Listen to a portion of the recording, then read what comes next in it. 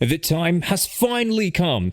After 3 long years, we're gonna finally see another race weekend in Japan. However, a lot has changed since then.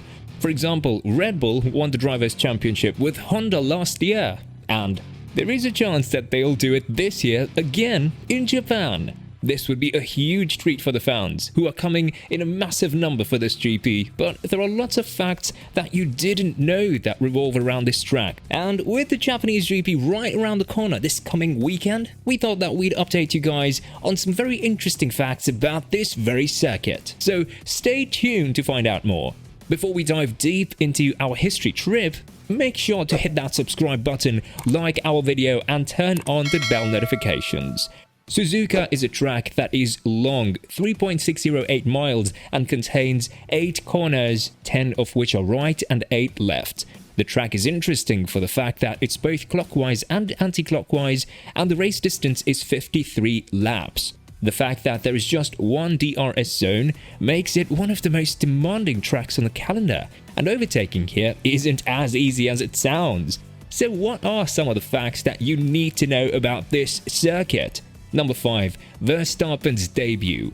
Max Verstappen is probably going to be the hero of the track here, and he is due to receive massive support from the fans that are going to be in huge numbers in Japan. However, not many people know that Verstappen's F1 career actually debuted here, in Japan, in 2014. Verstappen's first training in F1 with Toro Rosso was completed in 2014, when he was just 16 years old. After that, he debuted for Toro Rosso in Australia as a starting driver. At this time, Verstappen became the youngest driver ever in the history of the sport to participate in an F1 racing weekend, and the first training was something that he later explained as driving within my limits. Still, Suzuka holds a special place in Verstappen's heart, as he could very well take the championship here this weekend if he manages to beat Leclerc by 8 and Perez by 6 points. Number 4, it's a very demanding track. When we say demanding, we don't mean like the Singapore GP, where the humidity takes a toll on the drivers. However, Suzuka is a demanding track for another reason, and that is the presence of corners. The corners in Japan are twisty and are mostly medium and high-speed ones. This means that the driver's concentration needs to be at 120% because around 60% of the track is spent cornering, and all of them are taken at over 60 miles per hour. This would mean that the overtaking is probably going to be limited to the main straight only, where the sole DRS zone will wait for the drivers. Suzuka will bring out the best of the drivers, and it's usually a track in which we can see the talent of the drivers. Number 3, conditions here are very tricky. Suzuka is a track that can often surprise us with rain. The conditions here are very changeable, and similar to Spa, the drivers need to be prepared for different kinds of conditions.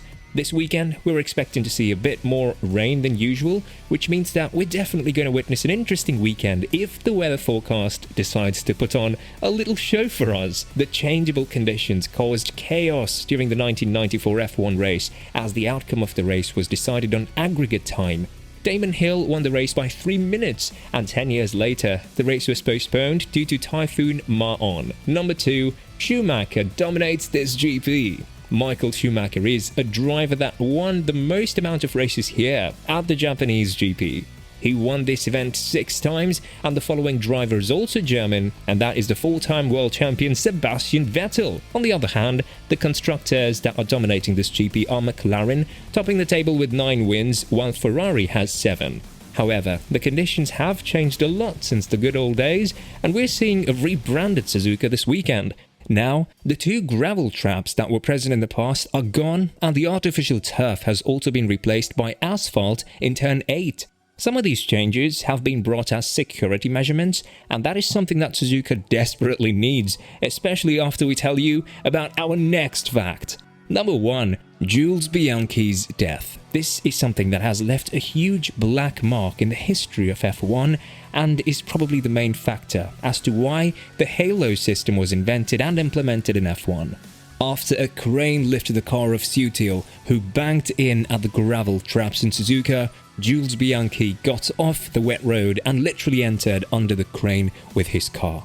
The damage that he sustained was too much for him to survive, and he was in an induced coma, remaining in this state until his death on 17th of July 2015. It was the first case of death as a result of an F1 racing accident ever since 1994, when Senna lost his life at the San Marino GP. We hope that you guys loved our video about the top 5 facts of Suzuka.